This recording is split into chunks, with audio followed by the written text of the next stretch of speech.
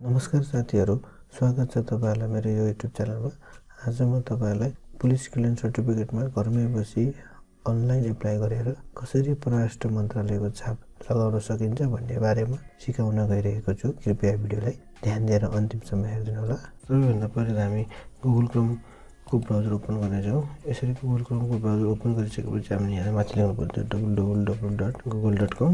यसरी टाइप गरिसकेपछि हामीले यहाँ लेख्नुपर्छ पुलिस रिपोर्ट अनलाइन भनेर। तपाईँ यहाँ सक्नुहुन्छ, माथि लेखेको छ police online police clearance registration system भनेको छ भने यहाँ तल लेखेको छ डिपार्टमेन्ट अफ कन्सुलर सर्भिस। पहिला हामी यसमा चेक गर्नेछौँ हाम्रो पुलिस रिपोर्ट। यसमा हामीले लगइनको लागि इमेल आइडी र पासवर्ड राख्नुपर्ने छ। यसरी पासवर्ड र इमेल आइडी राखिसकेपछि हामी यहाँ लगइनमा क्लिक गर्ने। तपाईँ यहाँ सक्नुहुन्छ हाम्रो यहाँ कम्प्लिटेड भएर आएको छ। अब यसलाई हामी डाउनलोड सर्टिफिकेटमा क्लिक गर्ने। क्लिक गरिसकेपछि यसरी डाउनलोड भएको पुलिस रिपोर्ट तपाईँको यसरी खोल्न आउँछ। अब यस पुलिस रिपोर्टलाई हामीले स्ट्याम्प लगाउने हो अनलाइनबाट। त्यसपछि हामी फेरि यसमा गएर डिपार्टमेन्ट अफ कन्सुलर सर्भिसमा क्लिक गर्ने। यसरी क्लिक गरिसकेपछि यस्तो खालको इन्टरफेस खोल्न आउँछ। त्यसपछि हामीले यहाँ भनेको छ पेमेन्ट भेरिफिकेसन र डाउनलोड एटेस्टेड पिसिसी भनेको छ। तपाईँ अन्त कतै नजाने, यसमा तपाईँ यहाँ लेखेको छ, तपाईँ हामी पढे पनि नपढे पनि यसमा हामीले मैले माथि दिएको अनलाइन फारम भर्ने तरिका पढेँ भनेर क्लिक गर्ने अनि नेक्स्टमा टच गर्ने। त्यसपछि हामीले यस्तो खालको क्याप्चा आउँछ। हामीले यस्तो क्याप्चालाई यहाँ भर्नुपर्नेछ। यसरी भरिसकेपछि हामीले यहाँ क्लोज सबमिटमा क्लिक गर्नुपर्नेछ। त्यसपछि हामीले यस्तो खालको इन्टरफेस खोल्न आउँछ। साथीहरू, तपाईँहरूले हामीले लेखेको डिस्प्याच नम्बर र date of birth. Dispatch number भनेको हाम्रो यो रिपोर्टको यसले डिस्प्याच नम्बर भनिन्छ भने डेट अफ बर्थ भनेको तपाईँको यहाँ देखिएको छ नि डेट अफ बर्थ। यसलाई नै हामीले टाइप गर्ने हो। यसरी डिस्प्याच नम्बर र डेट अफ बर्थ राखिसकेपछि हामीले यहाँ सबमिटमा क्लिक गर्नुपर्नेछ।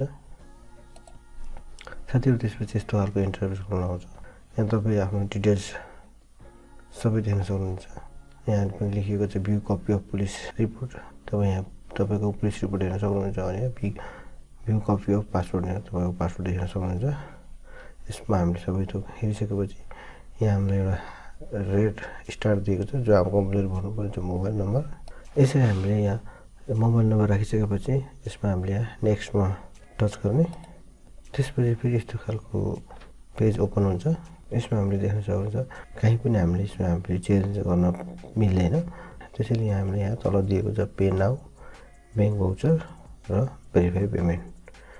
अब हामी पेमेन्ट गर्न गइरहेको छु, त्यसैले पे नाउमा क्लिक गर्नेछु। त्यसपछि यस्तो खालको भाउचर विवरण आउनेछ। साथीहरू, यसमा हामीसँग तीनवटा अप्सन रहेको छ केबाट पेमेन्ट गर्ने भनेर, एउटा ई सेवा, एउटा खल्ती र कनेक्ट आइपिएस। म ई सेवाबाट पेमेन्ट गर्न गइरहेको छु, त्यसैले म ई सेवामा क्लिक गरेँ। त्यसपछि यहाँ भनेको छ रकम भुक्तानी गर्नुहोस् र क्यान्सल गर्नुहोस्। म भुक्तानी गर्न जाँदैछु, त्यसैले रकम भुक्तानीमा क्लिक गरेँ। त्यसपछि हामीले यसरी ई सेवाको पेजमा रिडाइरेक्ट गरेर लिएर जान्छ। त्यहाँ हामीले टाइप गर्नुपर्नेछ ई सेवा आइडी र पासवर्ड। त्यसपछि हामी लगइनमा क्लिक गर्नुपर्नेछ। यसमा मैले लगइनमा क्लिक गरेँ। त्यसपछि हाम्रो टोकन नम्बर आउँछ। यो टोकन नम्बर चाहिँ मेरो इमेल आइडीमा आउँछ। तपाईँले सोच्दा यस्तो इमेल आइडीमा आउँछ।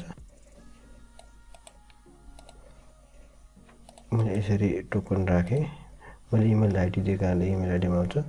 नभए तपाईँहरूले मोबाइल नम्बर अपडेट गर्नुभएको छ भने मोबाइल नम्बरमा आउँछ। त्यसपछि यसलाई कन्टिन्यू पेमेन्टमा क्लिक गर्ने। यसरी क्लिक गरिसकेपछि तपाईँ यहाँ हेर्न सक्नुहुन्छ पुरो डिटेल्स। यो डिटेल्स दिएको छ भने तपाईँ यहाँ गएर कन्टिन्यू पेमेन्टमा गएर क्लिक गर्ने। त्यसपछि फेरि एउटा लास्ट अप्सन आउँछ युजर इन्फो कन्फर्मेसन भनेको। फेरि यसमा गएर हामी कन्फर्ममा गएर क्लिक गर्नुपर्नेछ। यसमा मैले कन्फर्ममा गएर क्लिक गरेँ। जस्तै मैले कन्फर्ममा गएर क्लिक गरेँ, मेरो पेमेन्ट सक्सेस भएको छ। तपाईँ यहाँ आएको छ, पहिला यहाँ तीनवटा अप्सन आउँछ, अब कुनै पनि अप्सन छैन। यहाँ भेरिफाई पेमेन्ट मात्रै भनेको छ। यसमा हामीले भेरिफाई पेमेन्टमा क्लिक गर्नुपर्छ।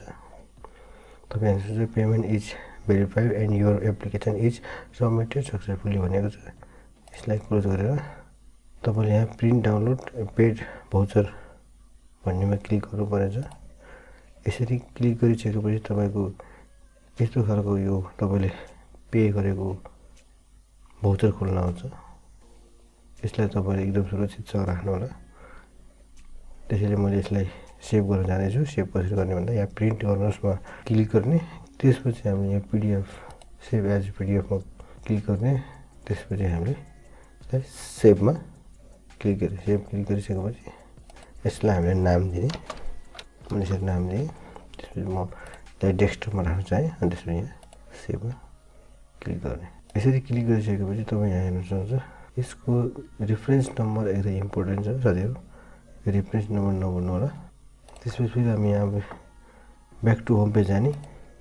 ब्याक टु होम पेज गइसकेपछि हाम्रो पेमेन्ट भेरिफिकेसन भयो कि भएन भनेर चेक गर्नलाई हामी यहाँ पेमेन्ट भेरिफिकेसन चेक क्लिक गर्ने। त्यसपछि हामीलाई रेफरेन्स नम्बर छ तपाईँको, अघि मैले भनेको रेफरेन्स नम्बर छ, यो रेफरेन्स नम्बर हो। यो रेफरेन्स नम्बरलाई हामीले यहाँ टाइप गर्नुपर्नेछ। यसरी टाइप गरेपछि हामीले डिस्प्याच नम्बर, यो डिस्प्याच नम्बरलाई हामीले फेरि यसमा राख्नुपर्नेछ। यसरी मैले रेफरेन्स नम्बर र डिस्प्याच नम्बर राखिसकेपछि म सबमिटमा क्लिक गरिन्छु। यसरी क्लिक गरेपछि तपाईँ यहाँ देख्नुहुन्छ सक्सेस यो request is in process please wait for approval भनेको छ। यहाँ सक्नुहुन्छ र मैले यो भिडियो बनाउँदामा रातिको 1 बज्न लागेको छ। जस्तै यो रिक्वेस्ट एप्रुभ हुन्छ त्यसपछि म तपाईँहरूलाई स्ट्याम्पिङ भएको पुलिस रिपोर्ट कस्तो हुनेछ भनेर तपाईँहरूलाई देखाउनेछु। साथीहरू हिजो मैले अराउन्ड रातिको 1 बजीतिर भाउचर सबमिट गरेको थियो र आज म त्यसलाई चेक गर्दैछु। यहाँ डिपार्टमेन्ट अफ कन्सुलर सर्भिसमा गएर तपाईँ यहाँ हेर्न सक्नुहुन्छ यस्तो खालको इन्टरफेस हुन्छ। यसमा हामीले डाउनलोड एटेस्टेड पिसिसी भन्नेमा क्लिक गर्नुपर्ने छ। यसरी क्लिक गरिसकेपछि payment verification download attested police clearance certificate भनेर लेखेको छ भने रेफरेन्स नम्बर र डिस्प्याच नम्बर। र साथीहरू यो रेफरेन्स नम्बर र डिस्प्याच नम्बर भनेको यो रेफरेन्स नम्बर भनेको यो हामीले पेमेन्ट गरेको रकम भुक्तानी भइसकेको भाउचरको यहाँ लेखिएको छ रेफरेन्स नम्बर। यो नम्बर चाहिँ हाम्रो रेफरेन्स नम्बर हो भने यो डिस्प्याच नम्बर चाहिँ पुलिस क्लियरेन्स सर्टिफिकेटको यहाँ लेखिएको छ डिस्प्याच नम्बर। यो नम्बर चाहिँ हाम्रो डिस्प्याच नम्बर हो। यो रेफरेन्स नम्बरलाई हामीले यहाँ टाइप गर्नुपर्ने छ भने यो डिस्प्याच नम्बरलाई हामीले यसमा टाइप गर्नुपर्नेछ। यसरी हामीले रेफरेन्स नम्बर र डिस्प्याच नम्बरलाई टाइप गरिसकेपछि यहाँ हामीले सबमिटमा क्लिक गर्नुपर्नेछ।